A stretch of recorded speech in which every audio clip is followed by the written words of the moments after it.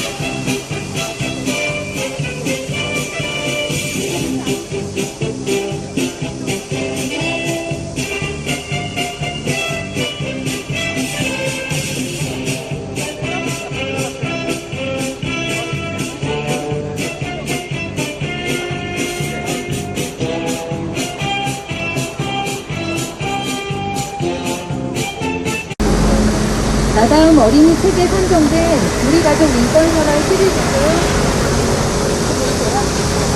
엄마의 인권선언은 엄마에게는 원하는 대로 사랑할 수 있는 권리와 원할 때 아이를 가질 수 있는 권리가 있다며 두 여성 커플이 아이들을 돌보는 그림을 보여줍니다.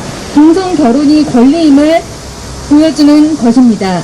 아이, 즉 태아가 쉽게 사고팔 수 있는 물건과 같이 가벼운 것으로 느껴지기도 하고 있습니다. 또한 이 책은 엄마에게는 견디기 힘들 정도로 불행하다고 느낄 때 자신의 인생을 바꿀 수 있는 권리와 이혼한 뒤에 하루 종일 아이를 보지 않아도 될 권리가 있다며 아이들에게 이혼을 여성의 권리로 가르치고 있습니다. 또 부모가 아이를 돌보지 않는 것과 이혼이 과연 엄마의 권리가 될 수 있을까요? 이 시리즈의 아빠 인권 선언도 별반 다르지 않습니다. 원하는 대로 사랑할 수 있는 권리, 원할 때 아이를 가질 수 있는 권리가 있다며 두 남성 커플과 아이들로 구성된 가족의 모습을 제시합니다. 동성 결혼이 권리라고 아이들에게 암시적으로 가르치는 것입니다. 그리고 아이를 임신할 수 없는 두 남성 커플은 어떻게 아이를 가질 수 있었을까요? 이 책에서는 말하고 있지 않지만 연속적으로 나다움 책장의 다른 책들을 통해서 두 남성 커플이 어떻게 아이를 가질 수 있는지도 알 수 있습니다. 딸 인권선언과 아들 인권선언은 딸이라서 또 아들이라서 갖춰야 할 행동, 하지 말아야 할 행동이 따로 있지 않음을 15개의 권리 목록을 통해 보여주며 일상생활 속에서 익숙해 있던 성 역할을 비틀어 보기도 하고 당연하게 받아들였던 습관들에 대해 한 번 더 생각해야 한다고 하는데, 딸 인권선언은 딸에게 여자다움을 말하지 않게 하기 위해 나다움이란 이름으로 지나치리만큼 보편적인 남자아이들의 행동들만을 유도하고 있습니다. 반면 아들 인권선언은 남자다움을 말하지 않게 하기 위해 나다움이라는 이름으로 여성다움을 강요하고 있습니다.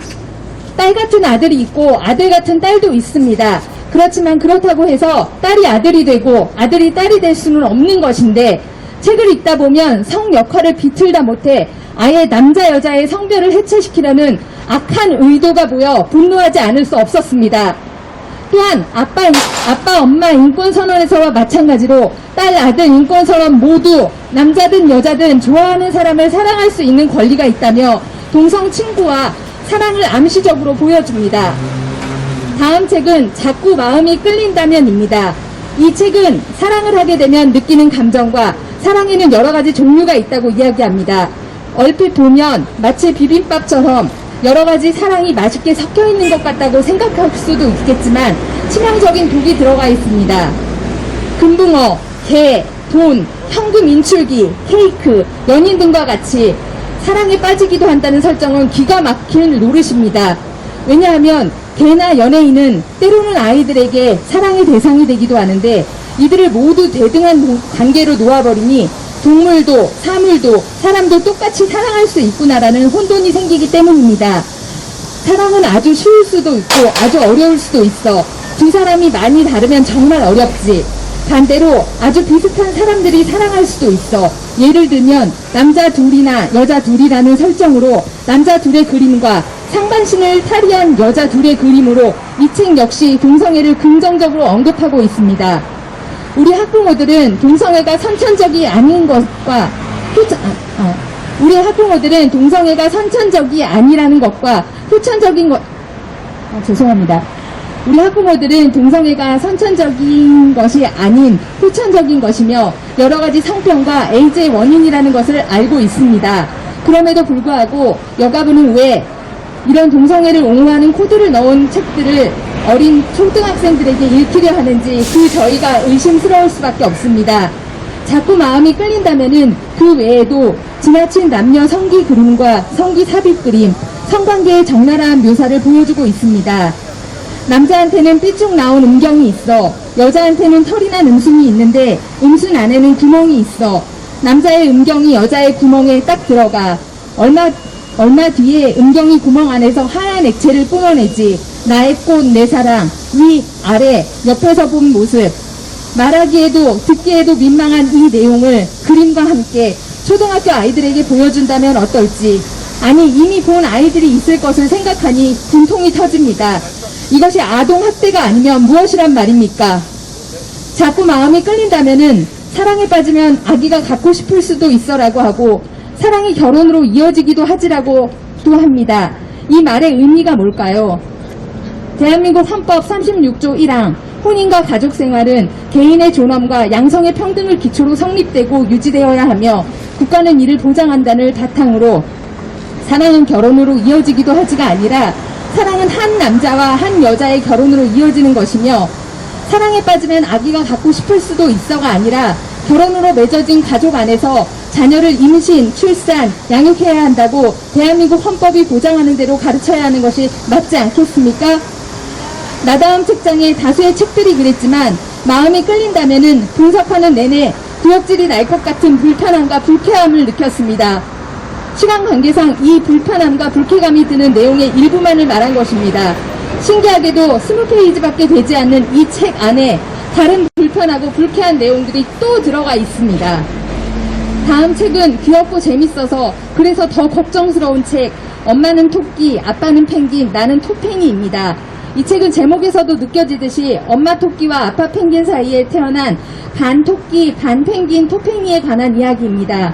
토팽이는 주위의 놀림과 따돌림 속에서 정체성의 혼란을 겪다가 마을을 습격한 늑대를 토끼처럼 빠르게 펭귄처럼 바다를 헤엄쳐 따돌리고 친구들을 구한 영웅이 됩니다. 그리고 토팽이는 거북이를 만나 첫눈에 사랑에 빠진다는 설정입니다.